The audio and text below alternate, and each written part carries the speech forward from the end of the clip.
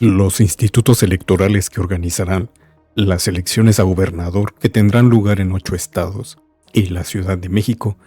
cargan a cuestas acusaciones de corrupción, irregularidades e incumplimiento de los deberes de sus funcionarios,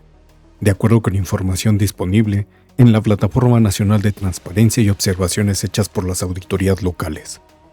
Eso sí, algunos ciudadanos completamente manipulados y desinformados salieron a las calles a marchar con ropas y atuendos color de rosa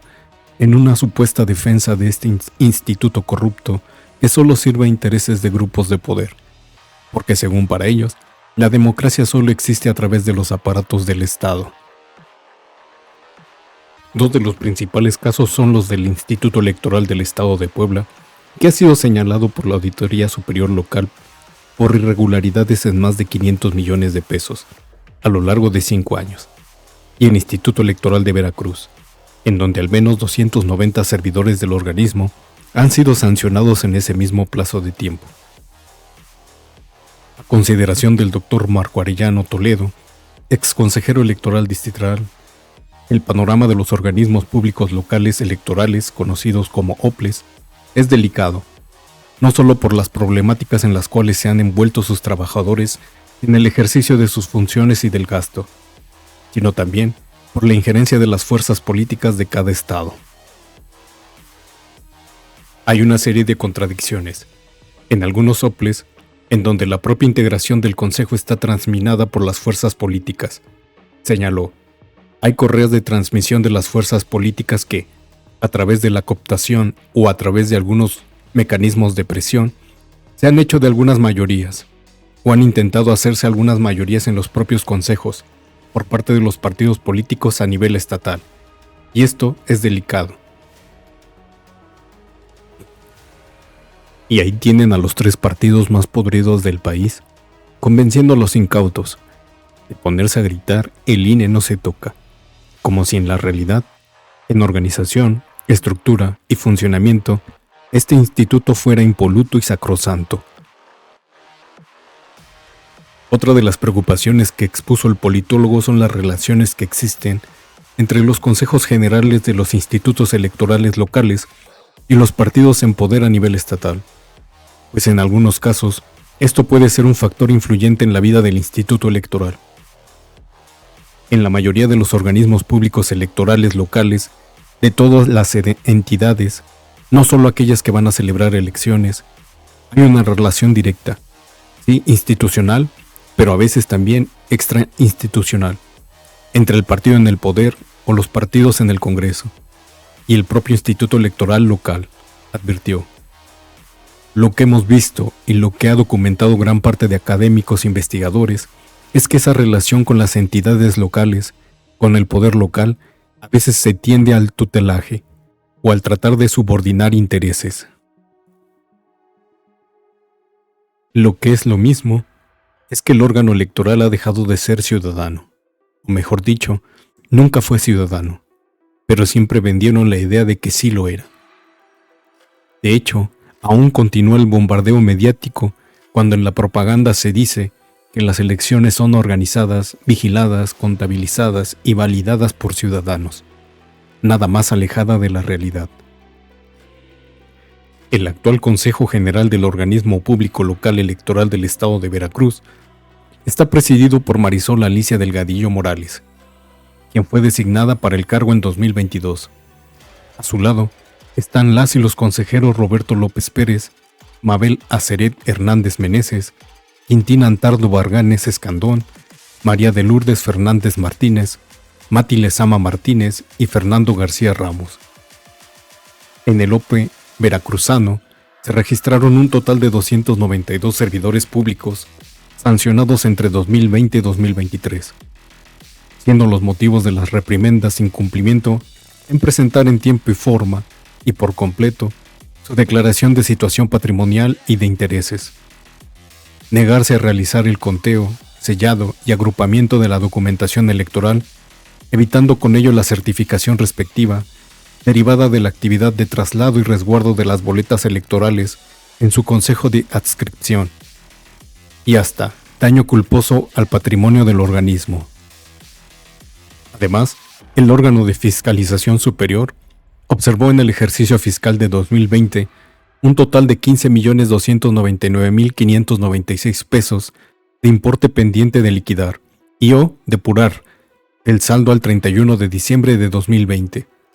Y para 2021, identificó igualmente un monto de 17.409.183 pesos de importes pendientes de liquidar o depurar su saldo,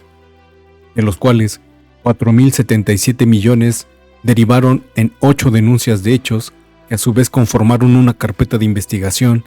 ante la Fiscalía Especializada en Combate a la Corrupción de la Fiscalía General del Estado en contra de servidores públicos de los consejos distritales y o municipales 2020-2021. Un año después, nuevamente el órgano de fiscalización superior dio cuenta de que se presentaron a lo largo de 2022 y a inicios de 2023 un total de 7 denuncias contra exservidores públicos ante la Fiscalía Especializada, por un monto de 1.036.447 pesos pendientes de declarar. En total, detectó 27.892.388 pesos ejercidos irregularmente para el año fiscal 2022. Y con estos antecedentes, probablemente para el año 2023 y 2024, la tendencia será la misma por la total impunidad con la que se tratan estos temas. Si estos servidores no reciben sanciones ejemplares, seguirán replicando las mismas dinámicas de corrupción. El Consejo General del Instituto Electoral de Puebla está conformado por su presidenta, Blanca Yazahara Cruz García, y los consejeros Miguel Ángel Bonilla Sarrazaga, quien fue asesor de la jefa delegacional de la entonces Delegación Capitalina Miguel Hidalgo, Gabriela Cuevas, Oya Fina Morena, Sofía Marisol Martínez Gorbea, Evangelina Mendoza Corona, Susana Rivas Vera, Juan Carlos Rodríguez López y Jesús Arturo Baltasar Trujano. En diciembre de 2022, el rotativo El Heraldo de México publicó que hay una denuncia ciudadana donde se señaló a Baltasar Trujano como posible responsable de enriquecimiento ilícito,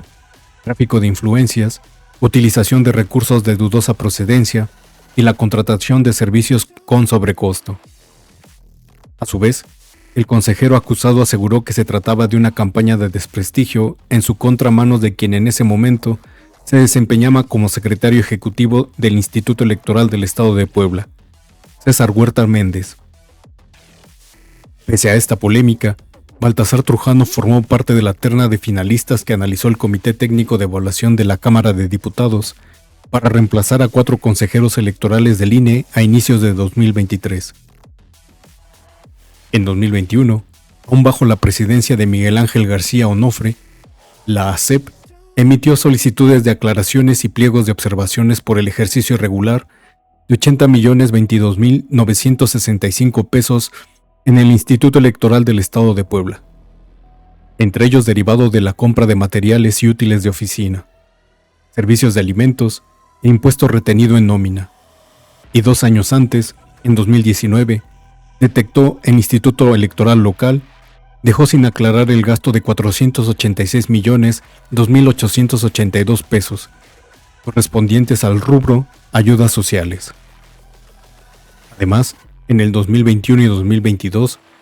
fueron inhabilitados por 3 meses del ejercicio de su cargo público los consejeros presidentes de los municipios Ciudad Cerdán y Libres, José Gilberto Medina Alonso y Miguel López Avelino, respectivamente, por incurrir en una falta administrativa al realizar actos u omisiones que incumplan o transgredan el cumplimiento de las funciones, atribuciones y comisiones encomendadas, observando en su desempeño disciplina y respeto, tanto a los demás servidores públicos como a los particulares con los que llegare a tratar, en los términos que se establezcan en el Código de Ética. Después de que el INE declarara desierto el proceso de designación para la presidencia del Consejo General del Instituto Electoral y de Participación Ciudadana de Tabasco en 2021,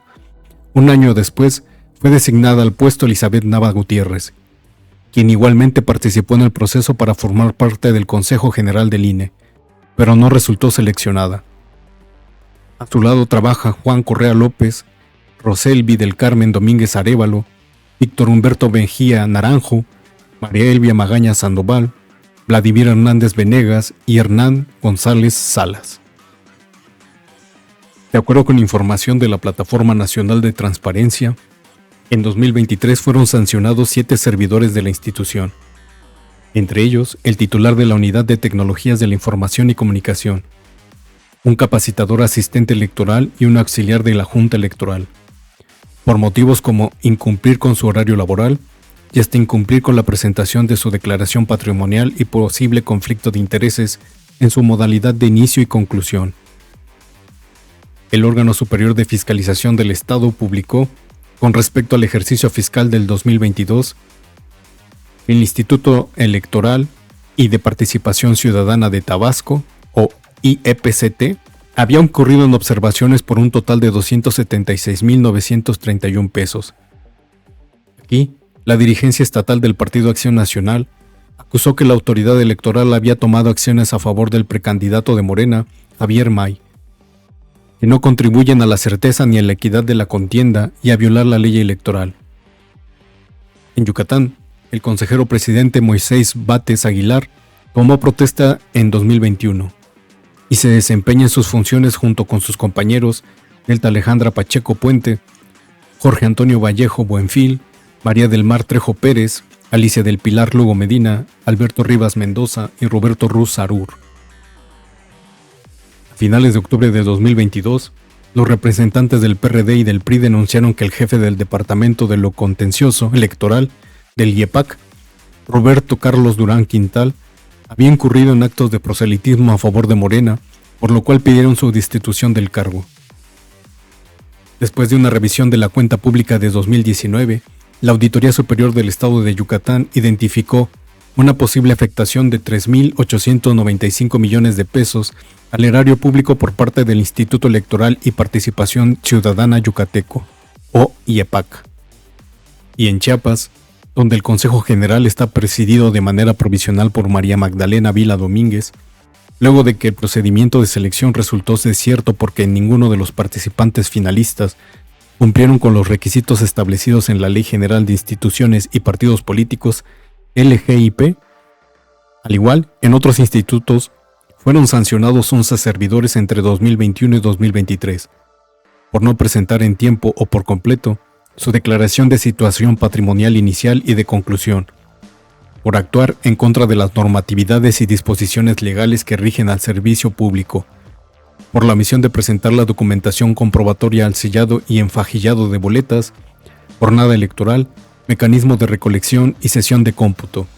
así como la cancelación del fondo revolvente durante el proceso electoral local ordinario 2017-2018, así como la violación a los principios de certeza, legalidad, independencia, máxima publicidad y objetividad que rigen la función electoral, así como la imparcialidad con los que debe desarrollarse una contienda electoral.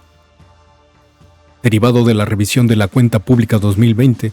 la Auditoría Superior del Estado identificó un monto con observaciones de 3,196,427 pesos, que el Instituto de Elecciones y Participación Ciudadana atendió de manera parcial, y en 2021 por 1,391,129 pesos, que igualmente atendió solo de manera parcial. Y antes de continuar hay que recordar un poco. En el año 2022, el presidente Cotonjet mandó una iniciativa de reforma electoral para principalmente cancelar y desaparecer los 32 organismos públicos locales electorales, que con esta nota el día de hoy vemos que son más unas madrigueras de roedores, de ratas o de entes que lo único que hacen es dedicarse a desfalcar las arcas de la nación. Pero estas no son la única polémica que suman los órganos electorales locales, pues durante la sesión del Consejo General del INE, a mediados de 2022, el máximo organismo electoral determinó remover a 3 consejeros de Morelos al considerar que cometieron infracciones por un indebido ejercicio de facultades exclusivas de la presidencia, del Instituto Morelense de Procesos Electorales y de Participación Ciudadana, INPEPAC, omisión en el ejercicio de sus facultades y la ausencia de elementos que den cuenta de una actuación debida y diligente. Igualmente, en la Ciudad de México, 10 servidores públicos han sido sancionados a partir de 2019 por causas que van desde dirigirse con palabras altisonantes hacia compañeros de trabajo y alteraciones de oficios hasta nepotismo. A esto se suma que a mediados de 2023, durante el proceso para solicitar la consulta de revocación de mandato en la alcaldía Miguel Hidalgo, el asesor jurídico de los denunciantes, Gustavo García, denunció que el Instituto Electoral de la Ciudad de México, o ICM, hizo perdidizas las firmas para avalar la consulta contra el panista Mauricio Tabe, como citó la jornada. El Instituto Electoral de Ciudad de México sepultó la democracia directa en toda la Ciudad de México, escribió también el 24 de junio de dicho año García, desde su cuenta de X, al citar un tuit a su vez del Coordinación de Pueblos de Xochimilco, que el Instituto Electoral había criminalizado a quienes participaran en el proceso de revocación de la alcaldía de Xochimilco. Y en la zona del Bajío, el Consejo Estatal de Protección de Personas Defensoras de Derechos Humanos y Periodistas en Guanajuato acusó al Instituto Electoral Local de censura a finales de 2023, una vez que se le ordenó a los medios de comunicación retirar notas informativas sobre las declaraciones del dirigente nacional del PAN, Meco Cortés Mendoza, y el gobernador Diego Sinhuevos Rodríguez, respecto a la designación de la candidata de Morena, Partido Verde Ecologista y Partido del Trabajo, Alma Alcaraz Hernández. El Instituto Electoral del Estado de Guanajuato atenta contra la libertad de expresión de periodistas y medios de comunicación, así como el derecho que tienen los guanajuatenses de estar informados y saber literalmente sin sesgos las posturas de los candidatos políticos y gobernantes, expusieron en un comunicado.